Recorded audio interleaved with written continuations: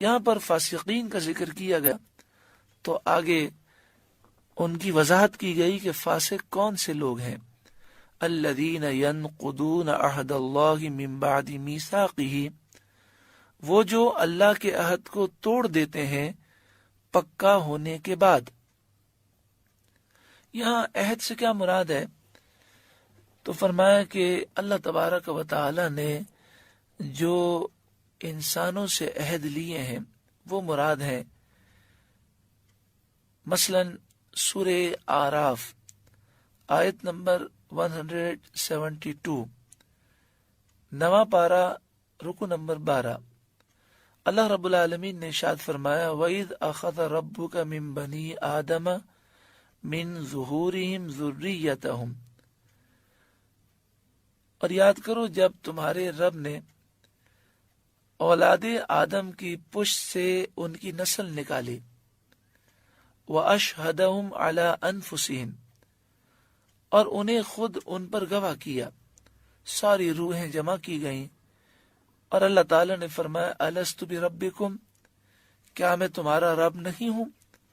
قالوا بلا شہدنا، وہ بولے ہاں کیوں نہیں، ہم نے گواہی دی. یعنی روحوں نے یہ عہد کیا تھا کہ اے مالک تو ہمارا رب ہے. اب جب دنیا میں روحیں انسانی جسم میں داخل ہو گئیں اور انسان اس دنیا میں بسنے لگے تو بہت سے لوگوں نے اس عہد سے غداری کی اور وہ اللہ کے نافرمان ہوئے، اللہ کے منکر ہوئے. ایسے لوگوں کو قرآن مجید فرقان حمید نے فاسق کہا. الذین ینقضون عہد اللہ من بعد میثاقہ، وہ جو اللہ کے عہد کو توڑ دیتے ہیں پکا ہونے کے بعد. وَيَقْطَعُونَ مَا أَمَرَ اللَّهُ بِهِ أَن يُوصَلَ، اور کاٹتے ہیں اس چیز کو جس کے جوڑنے کا اللہ نے حکم دیا ہے.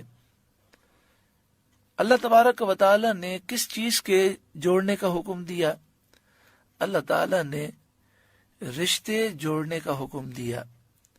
اللہ تعالی نے مسلمان کو مسلمان کے حقوق ادا کرنے کا حکم دیا. اب تصور کیجئے ایک مسلمان کے کتنے حقوق ہیں. جب ایک عام مسلمان کے اتنے حقوق ہیں تو والدین اور دیگر رشتہ داروں کے کتنے حقوق ہوں گے. جو لوگ ذرا ذرا سی باتوں پر اور ذاتی معاملات کی وجہ سے لوگوں سے ناراض ہو کر تعلق وہ قطع کر لیتے ہیں، انہیں اس حدیث سے عبرت حاصل کرنی چاہیے. ہاں کوئی شرعی مسئلہ ہو، مثلا کوئی شخص مسلمان ہے لیکن دہشت گرد ہے، ڈاکو ہے، چور ہے، لٹیرا ہے، شرابی ہے، تو اس سے تو دور رہنا چاہیے، اپنی اولاد کو بھی دور رکھنا چاہیے.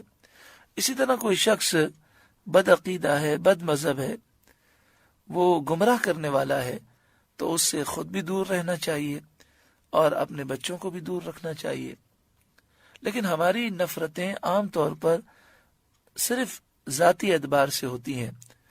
باقی کافر ہو، مشرک ہو، یہودی ہو، عیسائی ہو، بد عقیدہ ہو، بد مذہب ہو، لوگ ان سے تعلقات رکھنے میں کوئی شرم محسوس نہیں کرتے. صرف لڑائی صرف ذاتی بنیادوں پر ہوتی ہے. اللہ تعالیٰ عقل سلیم عطا فرمائے. دنیاوی معاملات کی وجہ سے، اپنے ذاتی معاملات کی وجہ سے رشتہ داری کو کاٹ دینا یا کسی مسلمان سے دوری اختیار کرنا یہ جائز نہیں.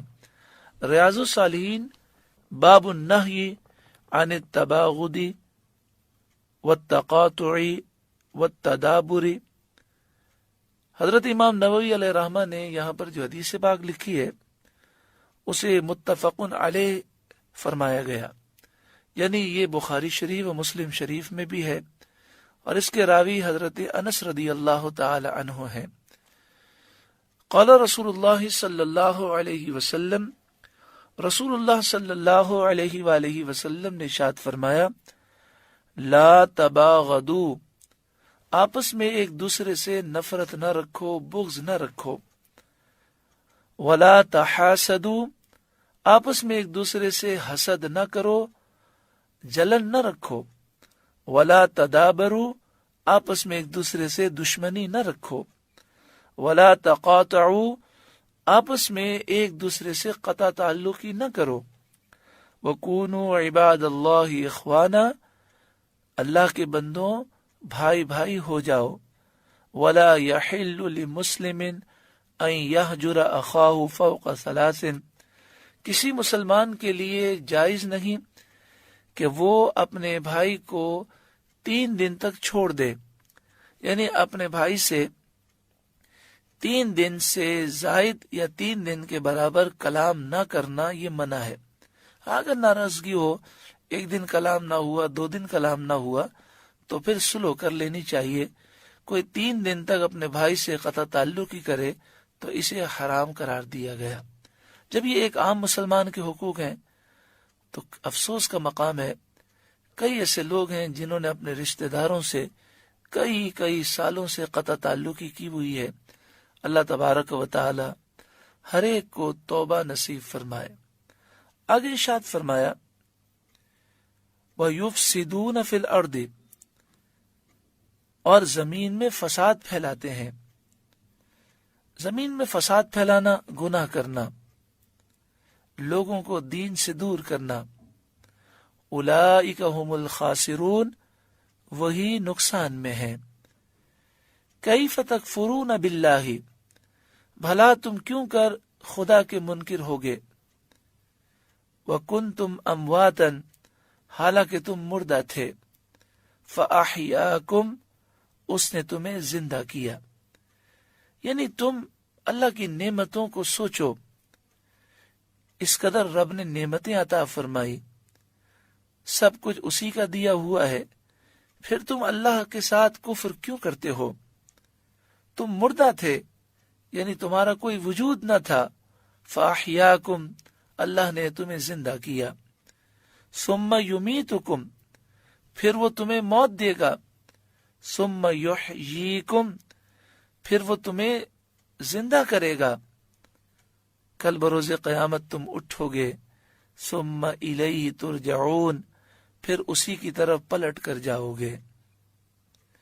جب مرنا ہے، مر کر پھر دوبارہ اٹھنا ہے اور اللہ کے حضور حاضر ہونا ہے. ایک پاکیزہ زندگی کی طرف آئیں جس میں عبادت کا سرور ہو، سجدوں کی لذتیں ہوں. ہم اللہ کے حقوق ادا کریں، بندوں کے حقوق ادا کریں. اللہ تعالی ہمیں ایسی پاکیزہ زندگی نصیب فرمائے. هو الذی خلق لکم ما فی الارض جمیعا، وہی ہے جس نے تمہارے لیے بنایا جو کچھ زمین میں ہے. جمیعا، سب کا سب تمہارے لیے پیدا کیا.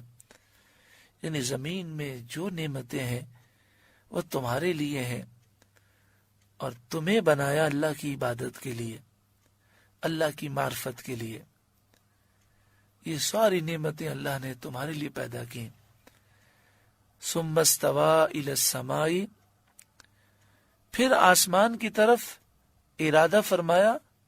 فسواہن 7 سماوات، تو ٹھیک 7 آسمان بنائے. وَهُوَ بِكُلِّ شَيْءٍ عَلِيمٌ، اور وہ سب کچھ جانتا ہے، اسے سب معلوم ہے.